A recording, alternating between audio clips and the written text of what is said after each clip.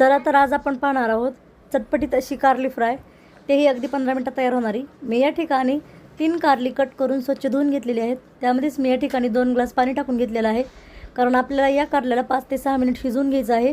कारली कडू होऊ नये म्हणून मी या ठिकाणी अर्धा लिंबू पिळून घेतलेला आहे।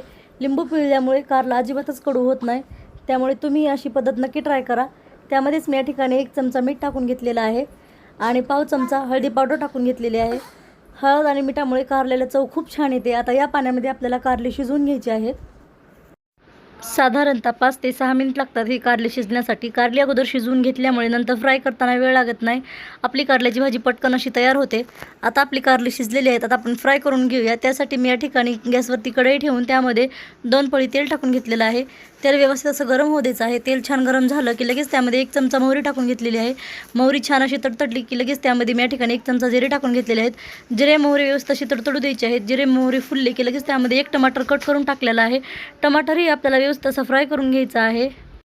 टमाटर थोडंसं परतलं की लगेच त्यामध्ये मी या ठिकाणी 1 चमचा अद्रक लसूण आणि कोथिंबीरची पेस्ट टाकून घेतलेली आहे। ह्याच्यामुळे कारल्याला चव खूप छान येते। आता आपल्याला अद्रक लसूणची पेस्ट टाकल्यानंतर व्यवस्थित असं मिक्स करून घ्यायचं आहे।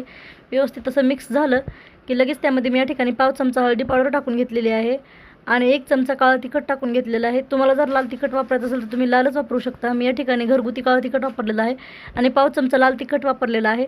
आता आपल्याला हे व्यवस्थित असं मिक्स करून घ्यायचं आहे। मसाले थोडेसे परतले की लगेच मी या ठिकाणी 1 चमचा धने पावडर टाकून घेतलेली आहे आणि पाव चमचा गरम मसाला टाकून घेतलेला आहे। आता हे आपल्याला व्यवस्थित असं मिक्स करून घ्यायचं आहे आणि थोड्या वेळ आणखी मीडियम गॅसवर आपल्याला हे परतून घ्यायचं आहे। सर्व साहित्य 2 ते 3 मिनिट हे सर्व साहित्य परतून घेतल्याच्या नंतर मी या ठिकाणी आता शिजवून घेतलेली कारली टाकून घेत आहे। कारली शिजवल्याच्या नंतर मी चाळणीवरती टाकून त्यातलं सर्व पाणी काढून घेतलेलं आहे आणि कारल्याच्या फक्त फोडी आपण या ठिकाणी फ्राय करून घेणार आहोत।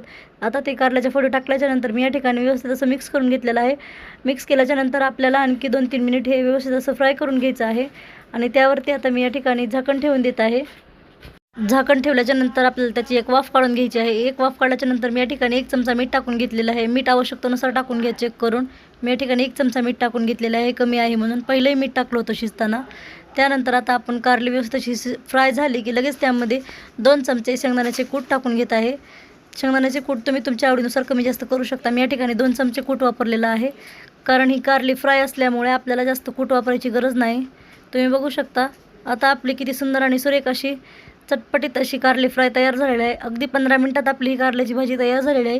ही रेसिपी तुम्ही एक वेळेस नक्की ट्राय करा। व्हिडिओ आवडल्यास लाईक करा, शेअर करा, सबस्क्राईब करा।